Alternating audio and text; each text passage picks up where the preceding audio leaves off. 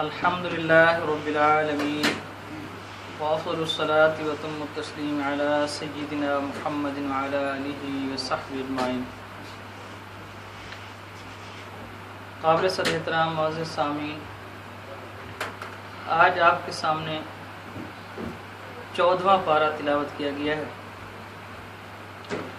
14ویں پارے کے اندر سورہ حجر اور سورۃ النحل، یہ دو صورتیں مکمل تلاوت کی گئی ہیں۔ سورہ حجر، اس کا نام حجر اس لیے رکھا گیا ہے، اس کی وجہ تسمیہ یہ ہے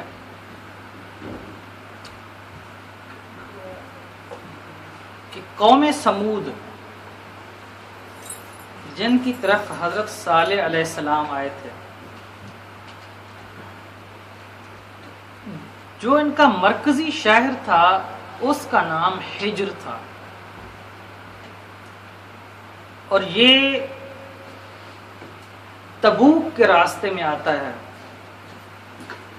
اور وہاں نبی رحمت صلی اللہ علیہ وسلم کے زمانے میں کھنڈرات موجود تھے، تو ان کے مرکزی شہر کا نام حجر تھا، اور وہ وہاں رہتے تھے۔ وہاں پر ان پر عذاب نازل ہوا، ان کا تذکرہ اس صورت میں کیا گیا ہے، اس وجہ سے اس کا نام حجر رکھا گیا ہے۔ اس صورت کے اندر اللہ تعالیٰ نے اِنَّا نَحْنُ نَزَّلْنَا الذِّكْرَ وَإِنَّا لَهُ لَحَافِظُونَ، یہ آیت شروع میں آغاز میں آئی ہے۔ اللہ تعالیٰ فرماتے ہیں کہ یہ قرآن، اس کو ہم نے نازل کیا ہے اور ہم ہی اس کی حفاظت کر رہے ہیں۔ قرآن مجید سے پہلے جتنی کتابیں آئی ہیں، تورات ہے، انجیل ہے، زبور ہے، یا ابراہیم علیہ السلام پر کچھ صحیفے نازل ہوئے، یا کچھ دوسرے انبیاء کرام پر کچھ صحیفے نازل ہوئے، تو ان کے اندر تبدیلیاں کر دی گئیں، ان کو ختم کر دیا گیا۔ آج کوئی صحیفہ، کوئی آسمانی کتاب سوائے قرآن مجید کے اپنی اصلی شکل میں موجود نہیں ہے، لیکن قرآن مجید کو یہ اعزاز حاصل ہے کہ آج بھی یہاں جاپان میں حافظ قرآن جو قرآن پڑھ رہا ہے، یعنی یہ جاپان بالکل مشرق میں ہے، آپ بالکل مغرب میں چلے جائیں، دنیا کے دوسرے کونے میں، وہاں جو حافظ قرآن پڑھ رہا ہوگا، اس کے قرآن میں اور یہاں پڑھنے والے کے قرآن میں ایک حرف کا فرق نہیں ہو۔ شمال سے لے کر جنوب تک چلے جائیں، مشرق سے لے کر مغرب تک چلے جائیں، قرآن مجید کے جتنے نسخے ہیں، جس کمپنی نے، جس کاتب نے لکھا، جیسے لکھا، موٹے حروف میں لکھا، پتلے حروف میں لکھا، تھوڑی لائنوں میں لکھا، زیادہ لائنوں میں لکھا، چھوٹا سا لکھا یا بڑا لکھا یا بہت بڑا، تو دنیا کے اندر جتنا قرآن مجید ان کو اگر آپ اکٹھا کریں تو تمام قرآن مجید کے اندر ایک حرف کا فرق نہیں، یعنی یہ معجزہ نہیں تو اور کیا ہے؟ یہ معجزہ ہی ہے نا۔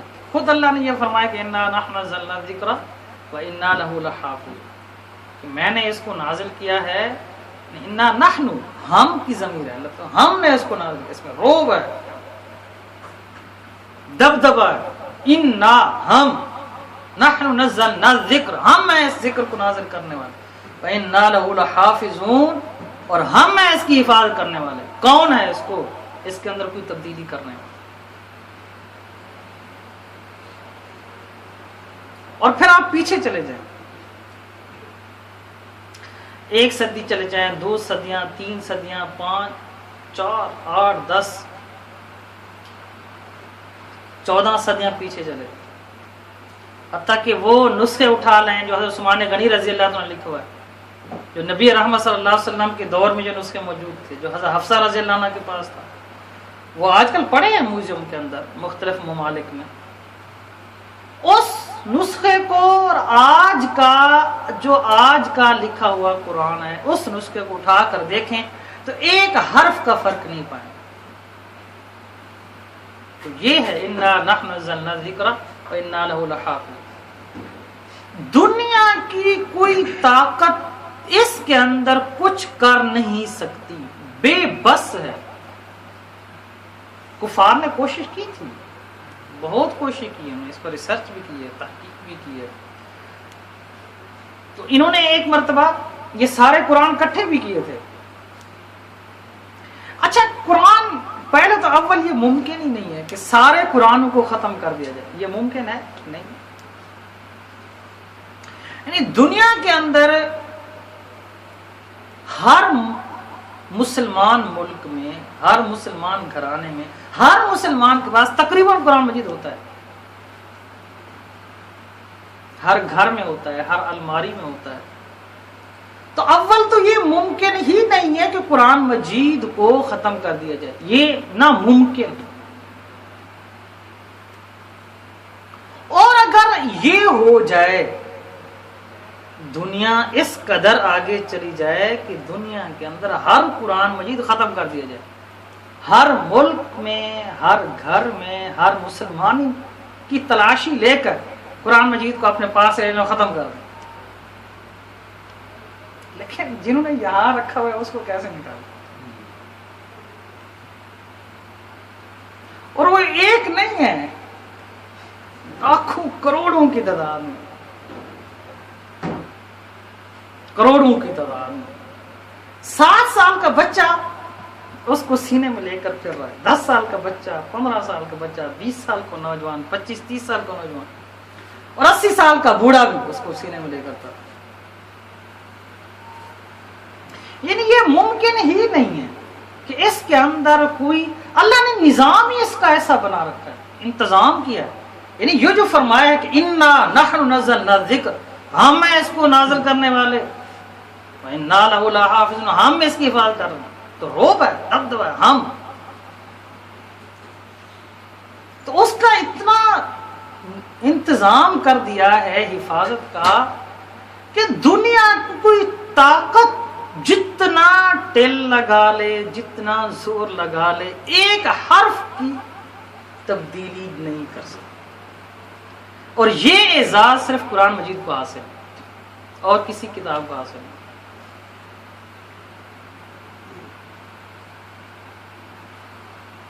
اور یہ تعداد نبی اکرم صلی اللہ علیہ وسلم سے لے کر آج تک برابر چلی آ رہی ہے. ایسا نہیں ہے کہ درمیان میں کچھ حفاظ کم ہو گئے تھے، نہیں.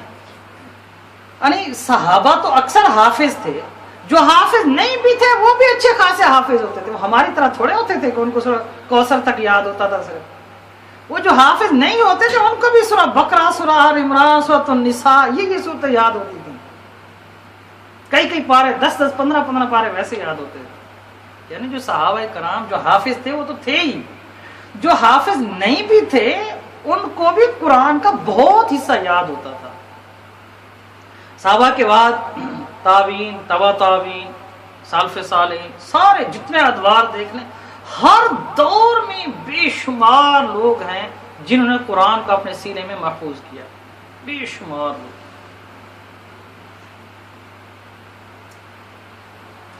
اور نبی اکرم صلی اللہ علیہ وسلم نے اس کے بہت زیادہ فضائل بتائے. آپ علیہ الصلوۃ والسلام نے فرمایا خیرکم من تعلم القرآن وعلمہ، تم میں سے بہترین آدمی وہ ہے، خیرکم، تم میں سے سب سے بہترین اچھا آدمی وہ ہے، من تعلم القرآن، جو قرآن خود سیکھتا ہے، من تعلم القرآن وعلمہ، اور سیکھ کر اس کے بعد دوسروں کو سکھاتا ہے. نہیں، محمد رسول اللہ صلی اللہ علیہ وسلم نے اپنی زبان مبارک سے سرٹیفکیٹ جاری کر دیا، مہر لگا دی، سند دے دی، خطاب دے دیا، فرمایا کہ کائنات میں، انسانوں میں، مسلمانوں میں سب سے بہترین وہ ہے جو اللہ کی کتاب کو خود سیکھے گا اور پھر آگے لوگوں کو سکھائے گا، اس سے اچھا اور کوئی نہیں۔ حضور نے بتا دیا ہے نا، ایک سرٹیفکیٹ، ایک اعلان کے طور پر بتا دیا۔ اور جب کوئی بچہ قرآن مجید حفظ مکمل کرتا ہے، حافظ بنتا ہے، ویسے تو علماء لکھتے ہیں کہ آپ کوئی بھی ڈگری حاصل کرو، جب تک وہ کمپلیٹ نہ ہو جائے اس کا کوئی فائدہ نہیں۔ مطلب ہمارے ملک میں میٹرک ہے یا ایف اے یا بی اے یا اس سے اوپر M A, M Phil, P H D, جہاں تک چلے جائیں، کوئی کورس اٹھا لیں آپ، اس کا اگر ایک سبجیکٹ آپ اس میں فیل ہو گئے تو وہ ڈگری آپ کی نامکمل ہے، دنیا میں کسی کھاتے کی نہیں۔ مثال کے طور پر ایک طالب علم ہے، 10 سال محنت کی، 10 سال کے بعد اس نے میٹرک کا امتحان دیا، 10 سال ہے نا، پہلی سے لے کر 10 سال۔ اب میٹرک امتحان دینے میں وہ ایک پیپر کے اندر فیل ہو گیا، اب اس کی 10 سال کی محنت کسی کام کی ہے؟ جب تک اس کے پاس میٹرک کی سند نہیں ہے وہ کسی شعبے میں کہیں کسی جگہ پر کوئی کچھ نہیں کر سکتا۔ لیکن قرآن کا معاملہ ان سب چیزوں سے ہٹ کر، قرآن کے بارے میں یہ ہے کہ جب کوئی بچہ نورانی قاعدہ لے کر حافظ قرآن کے پاس مسجد میں آتا ہے اور اپنی توتلی زبان میں اللہ کا نام لیتا ہے یا بسم اللہ الرحمن الرحیم پڑھتا ہے، تو اللہ فرماتا ہے کہ میں نے اس بچے کے، اس کے والدین کے اور اس کے استاد کے سارے پچھلے گناہ معاف کر دیے۔ ابھی صرف اللہ کا نام لیا ہے اور انعامات شروع ہو گئے، یعنی ڈگری ابھی پتہ ہی نہیں ہے کہ ہے کیا، آگے تو صرف نام لیا جا رہا ہے۔ میں یہ بات اس لیے کر رہا ہوں کہ یہ ضروری ہے، اپنے محفل میں ان کا تذکرہ کریں، یہ لوگوں کو بتائیں، قرآن کا شوق دلائیں لوگوں کو۔ اور جب کوئی ڈگری مکمل ہوتی ہے تو اس کو ادارے کا سربراہ، ملک کا سربراہ، کوئی وزیر، کوئی افیسر آ کر اس کو وہ سرٹیفکیٹ دیتا ہے یا کوئی انعام دیتا ہے۔ لیکن جب کوئی بچہ قرآن مجید حفظ مکمل کرتا ہے تو دنیا کا کوئی فرد اس کو سرٹیفکیٹ نہیں دیتا، اللہ اس کو سرٹیفکیٹ۔ وہ کیا ہے بتاتا ہوں، اللہ کے صفاتی نام ہیں، اللہ الذی لا الہ الا هو الرحمن الرحیم الملک القدوس السلام المؤمن المہیمن العزیز الجبار المتکبر الخالق الباری المصور الغفار القہار الوہاب الرزاق الفتاح العلیم القابض الباسط الخافض الرافع المعز المذل السمیع البصیر الحکم العدل اللطیف الخبیر الحلیم العظیم الغفور الشکور العلی الکبیر الحفیظ المقیت الحسیب الجلیل الکریم الرقیب المجیب الواسع الحکیم الودود المجید الباعث الشہید الحق الوکیل القوی المتین الولی الحمید المحصی المبدئ المعید المحیی الممیت الحی القیوم الواجد الماجد الواحد الاحد الصمد القادر المقتدر المقدم المؤخر الاول الاخر الظاہر الباطن الوالی المتعال البر التواب المنتقم العفو الرؤوف مالک الملک ذو الجلال والاکرام الجامع الغنی المغنی المانع النافع النور الهادي البدیع المقسط الزراء الباقی الوارث الرشید الصبور۔ یہ نام ہے جو اللہ تعالیٰ کے قرآن مجید کے شروع میں ہے۔ کچھ نام ایسے ہیں جو صرف حضور کو پتہ تھا اور کسی کو پتہ نہیں تھا، کچھ نام ایسے ہیں جو فرشتوں کو پتہ تھا، کچھ نام ایسے ہیں جو اللہ تعالیٰ نے صرف اپنے علم میں رکھے، آگے بتایا نہیں. یعنی بے شمار نام ہے. یہ کہا جاتا ہے نا 99 نام ہے اللہ تعالیٰ، یہ 99 نام نہیں ہے، بے شمار نام. 99 تو وہ ہے جو ہم پڑھتے ہیں، جو میں نے ابھی آپ کے سامنے پڑھا. تو ان میں ان صفاتی نام میں اللہ کا ایک نام ہے حافظ. حافظ یہ اللہ کا نام ہے، صفاتی نام. تو جب کوئی بچہ قرآن مجید حفظ مکمل کرتا ہے تو اللہ اپنا نام اتار کے اس بچے کے سر پر رکھ دیتا ہے کہ آج کے بعد یہ بچہ میرے نام سے پہچانا جائے. اس کا نام حافظ ہو. یہ حافظ اللہ نے دیا نام، اور یہ اللہ کا صفاتی نام ہے. کوئی دنیا کا کوئی ادارہ، کوئی بندہ، کوئی فرد اس کو سرٹیفکیٹ نہیں دیتا. یہ اللہ اس کے سر پر یہ لفظ حافظ رکھتا ہے، یہ نام دیتا ہے، یہ ڈگری دیتا ہے. تو نبی اکرم صلی اللہ علیہ وسلم فرمایا کہ قیامت کے دن کچھ لوگ آ رہے ہوں گے اور ان کے سروں پر تاج ہوگا، اور اس تاج کی روشنی جو ہے وہ سورج کی روشنی سے زیادہ ہوگی، سورج کی روشنی سے. تو لوگ خیال کریں کہ یہ شاید کوئی نبی آ رہے ہیں، انبیاء آ رہے ہیں، یعنی پوچھیں گے بھئی یہ کون لوگ ہیں کہ اللہ نے ان کو اتنا اعزاز دیا، اتنا اکرام سے نوازا ہے. تو انہیں کہا جائے گا کہ یہ حافظ قرآن کے والدین آ رہے ہیں، اللہ تعالیٰ نے ان کو آج یہ اعزاز دیا. تو اپنے بچوں کو، اپنی اولاد کو قرآن کے ساتھ محبت کرنا سکھاؤ، قرآن کے ساتھ جوڑو، قرآن کے ساتھ تعلق مضبوط کرو. آپ کا بچہ اچھی انگلش بولنے والا بھی ہو، اچھی جیپنیز بولنے والا بھی ہو، آپ کا بچہ اچھا ڈاکٹر بھی ہو، اچھا انجینئر بھی ہو، لیکن اس کے ساتھ ساتھ اگر وہ قرآن کا بھی حامل ہے تو پھر سونے پر سہاگا. بنیاد جو ہے وہ قرآن ہے، دین ہے جو بنیاد، اس سے دور نہ نکل جائیں. کہیں دنیا کی دوڑ میں جو ہماری اصل بنیاد ہے اس کو نہ ہاتھ سے چھوٹنے پائے، اور وہ نہ ہاتھ سے چھوٹ جائے. تو میں اس لفظ پر، اس آیت پر ہی بات کر گیا اور بات چلتی گئی آگے. تو یہ ضروری بھی ہے، مطلب لوگوں کو شوق دلانے کے لیے اس کا تذکرہ کرنا چاہیے لوگوں کو. تو اس کے بعد اللہ تعالیٰ جو ہے حضرت آدم علیہ السلام کا اور ابلیس کا تذکرہ پھر سے کرتے ہیں. تھوڑا سا آیا ہے شروع میں، تو یہ تذکرہ پہلے بھی گزر چکا ہے، اس پر بار بار بات کی گئی ہے، اس پر وضاحت کرنے کی ضرورت نہیں ہے. تو اللہ تعالیٰ نے پھر دو گروہوں کا ذکر بھی کیا ہے، جنتیوں کا اور جہنمیوں کا، کہ جنتی کون ہے اور جہنمی کون ہے، اور دونوں کی تعریف کی ہے. اور اسی سورہ حجر کے اندر اللہ تعالیٰ نے آخر میں اللہ تعالیٰ نے سورہ فاتحہ کی تعریف کی ہے. اللہ تعالیٰ فرماتے ہیں کہ ہم نے تمہیں 7 آیات ایسی دی ہیں جو بار بار دہرائے جانے کے قابل ہیں، جن کو بار بار پڑھنا چاہیے. یعنی یہ سورہ فاتحہ اتنی عظیم صورت ہے اور اتنی عظیم آیات ہیں، اتنی بابرکت آیات ہیں، اور اللہ تعالیٰ نے اس کو نعمت کے طور پر ذکر کیا ہے اس صورت میں. اور اس کے بعد سورۃ النحل ہے جو تلاوت ہوئی ہے. سورۃ النحل کہتے ہیں عربی کے اندر شہد کو، شہد کی مکھی کو. تو قرآن مجید میں سورۃ النحل میں تذکرہ آیا ہے دودھ کا اور شہد کی مکھی کا. دودھ کا اللہ تعالیٰ نے تذکرہ کیا کہ آپ نے کبھی غور کیا ہے کہ دودھ کیسے اللہ تعالیٰ تمہیں دیتا ہے؟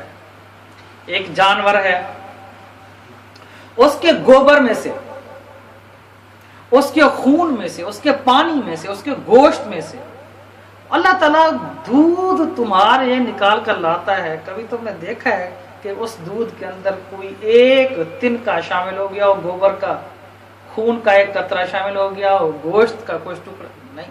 وہ کون ہے جو اندر گوبر کو علیحدہ کر رہا ہے، خون کو علیحدہ کر رہا ہے، پانی کو علیحدہ کر رہا ہے، پیشاب کو علیحدہ کر رہا ہے، اور صاف اور شفاف. یعنی اللہ تعالیٰ نے اس کو نعمت کے طور پر ذکر کیا ہے کہ میں ہوں، مجھے دیکھو، پہچانو، ان چیزوں سے مجھے پہچانو، کائنات پر غور کر کے مجھے پہچانو، پھر تم میرے سامنے جھک جاؤ گے. اسی طرح شاید کہ اس کے اندر دیکھو میں نے مکھی پیدا کی، اس کے چھتے کے اندر میں نے کیسی مٹھاس رکھ دی ہے، کیسی لذیذ چیز رکھ دی ہے تمہارے لیے، یہ کون رکھ رہا ہے؟ اللہ فرماتا ہے اس سے پہچانو مجھے۔ کائنات پر جتنا آپ غور کرتے جائیں گے اتنا اللہ کی قدرت، اللہ کی کبریائی، اللہ کی عظمت دل میں بیٹھتی جائے گی۔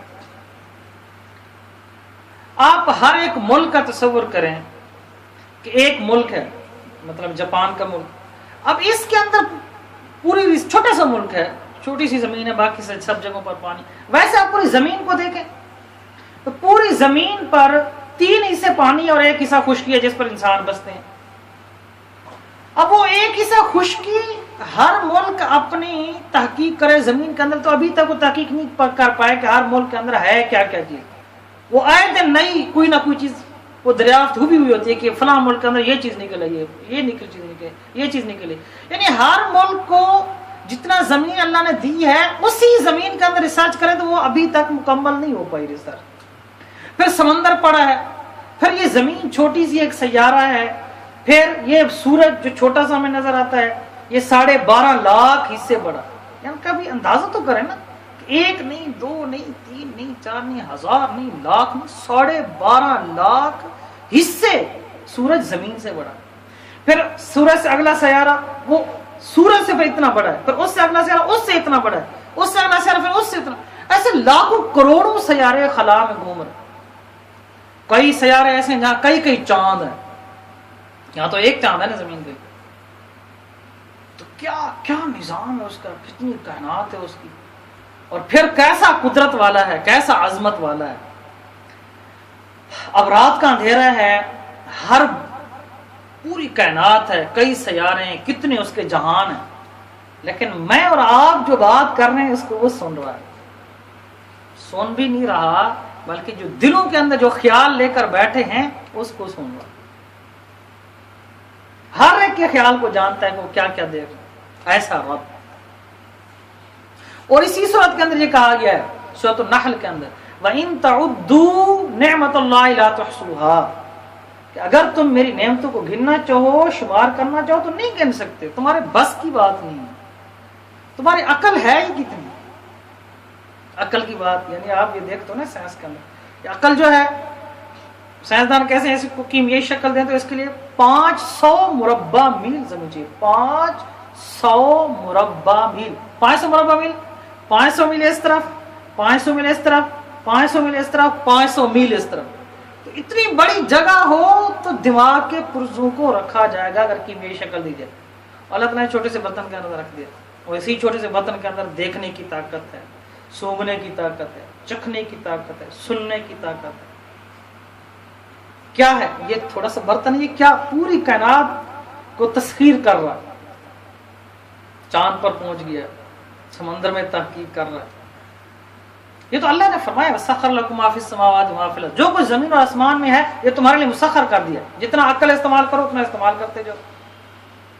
ہاں لیکن یہ سارا کچھ پہچان کے سجدہ مجھے کرو، پہچانو مجھے کہ یہ میں نے کیا ہے، یہ میری کاریگری ہے، یہ میرا حسن ہے، یہ میرا انتظام ہے، یہ میرا کارخانہ ہے۔ پھر آؤ، پھر اس میں لذت بھی آئے گی، عبادت میں مزہ بھی ہوگا، شوق بھی ہوگا۔ تو اس لیے اس صورت میں اللہ تعالیٰ نے ان مضامین کے ساتھ ساتھ حضرت ابراہیم علیہ السلام کا تذکرہ کیا ہے، محمد رسول اللہ صلی اللہ علیہ وسلم کا تذکرہ کیا ہے، اور ایک آیت اللہ نے اس میں فرمائی ان اللہ یأمر بالعدل والاحسان، اللہ تعالیٰ نے فرمایا کہ اللہ تعالیٰ تمہیں عدل کا حکم دیتا ہے، وَإِيتَاءِ ذِي الْقُرْبَى وَيَنْهَىٰ عَنِ الْفَحْشَاءِ وَالْمُنكَرِ، یہ تمہیں برائی سے روکتا ہے۔ یعنی یہ جو آیت ہے اس کے بارے میں مفسرین فرماتے ہیں کہ یہ بہت بلیغ آیت ہے، بہت فصیح آیت ہے، کہ اس پر غور کریں تو انسان درست ہو جاتا ہے، انسان کی تربیت ہو جاتی ہے، انسان کا تزکیہ ہو جاتا ہے۔ آگے فرمایا کہ آخر میں یہ پیغام دیا گیا ادعو الی سبیل ربک بالحکمہ، کہ دین اسلام کا کام کرو، دعوت اللہ کا کام کرو، لوگوں کو لوگوں کی غلامی سے نکال کر اللہ کی غلامی میں لے آؤ، رب کی دھرتی پر رب کا نظام نافذ کرو، لیکن ادعو الی سبیل ربک بالحکمت، حکمت کے ساتھ یہ کام کرو۔ یعنی ہم دنیا کے جتنے کام کرتے ہیں اس میں دیکھتے ہیں کہ اس میں حکمت کی چاہیے، دانائی چاہیے۔ ایک چھوٹا سا کاروبار کرتے ہیں، ایک دکان چلاتے ہیں، اس کے لیے ہم کئی سوچ و بچار کرتے ہیں کہ اس میں کیا کروں، اس کا کیا فرنٹ ہو، اس کا آگے کیا ہو، پیچھا کیا ہوگا، اس کا کیا بجٹ آئے گا، اس میں کیا کیا ورائٹیاں رکھوں، کیا لوکیشن ہو، کیا پبلکسٹی کروں۔ یہ ہم بڑی اس پر دانائی اور حکمت سے کام کرتے ہیں، لیکن دین کا معاملہ آ جائے تو ہم وہ سمجھتے ہیں کہ شاید یہ بہت ہی عارضی سی چیز ہے۔ تو سب سے بڑی حکمت کا تقاضا تو دین کرتا ہے۔ جب دعوت ہے، جب اتنا بڑا وہ کام جو انبیاء کا کام ہے، وہ کام جو محمد رسول اللہ صلی اللہ علیہ وسلم نے کیا، تو اس کے لیے تو سب سے زیادہ حکمت اور دانائی کی ضرورت ہے، سب سے زیادہ صبر کی ضرورت ہے، سب سے زیادہ تدبر کی ضرورت ہے۔ اس لیے جس طرح ایک آدمی ایک رات میں ڈاکٹر نہیں بن سکتا، یعنی آپ یہاں پر اگر میں یہ اعلان کر دوں کہ صبح جو ہے نا آپ سارے ڈاکٹر بن کر دکھاؤ، کوئی بادشاہ اعلان کرتے، میں اپنی طرف یہ منسوخ نہیں کرتا، کوئی بادشاہ اعلان کرے کہ صبح سارے ڈاکٹر بن جاؤ ورنہ میں تمہیں پھانسی دے دوں گا، تو کوئی نہیں بن سکے گا، ممکن ہی نہیں ہے۔ اگر یہ کہے کہ ہر ایک کو صبح جو ہے نا 1 کروڑ ملے گا، صبح ڈاکٹر بن کر دکھاؤ، نہیں بن سکتے۔ اسی طرح یہ ممکن نہیں ہے کہ اس کو کہو کہ صبح تک تو صحیح مسلمان بن جا، ممکن ہی نہیں، پیریڈ ہے۔ ڈاکٹر بننے کے لیے وہ FSC کرے، وہ MBBS کرے، پھر وہ تجربہ کرے، پھر وہ جا کر کمپلیٹ ڈاکٹر بنتا ہے۔ اسی طرح مسلمان بننے کے لیے، اپنا عقیدہ درست کرنے کے لیے، اپنی تربیت کرنے کے لیے، محمد رسول اللہ صلی اللہ علیہ وسلم کی صحیح معنوں میں پیروی کرنے کے لیے اور دین پر 100% چلنے کے لیے ایک رات نہیں۔ یہ فلسفہ جس طرح وہاں غلط ہے، یہاں بھی غلط ہے۔ اس کے لیے پیریڈ چاہیے، محنت چاہیے، وقت چاہیے، آہستہ آہستہ تربیت چاہیے، تدریجن تبدیل ہوگا انسان، پورا مسلمان بنے۔ جس طرح کوئی ایک رات میں ڈاکٹر نہیں بن سکتا، ایک رات میں انجینئر نہیں بن سکتا، اسی طرح ایک رات میں صحیح مسلمان نہیں بن۔ اب پوری قوم، پوری امت بگڑ چکی ہے، پٹڑی سے ہٹ چکی ہے، تو ایک رات میں تو راتوں رات صحیح نہیں ہوں گے۔ اس کے لیے ذہن تیار کرنے پڑیں گے، اس کے لیے محنت کرنی پڑے گی، اس کے لیے حکمت، اس کے لیے دانائی، اس کے لیے تدبر، اس کے لیے ایجوکیشن کا نظام، اس کے لیے پالیسیاں، اس کے لیے دعوت و تبلیغ کا کام، اس کے لیے سیاست، اس کے لیے ساری چیزیں محنت کے ساتھ تدریجاً آہستہ آہستہ صحیح ہوگی قوم، صحیح ہوگی امت۔ اور اس کا سب سے بہترین ذریعہ کیا ہے؟ اللہ کی کتاب قرآن مجید، ادعو الی سبیل ربک بالحکمت والموعظۃ الحسنہ، کہ قرآن کو مضبوطی سے تھامیں، اس کے اندر ہوں تو پھر انشاءاللہ اصلاح ہوتی جائے گی، اپنا عمل شروع کر دے اور انشاءاللہ بالآخر منزل مقصود ضرور ملے گی۔ قرآن میں ہو غوطہ زن، اے مرد مسلمان، اللہ کرے تجھ کو عطا جدت کردار۔ اقول قولی ھذا استغفر اللہ لی ولکم ولسائر المسلمین۔ بسم اللہ الرحمن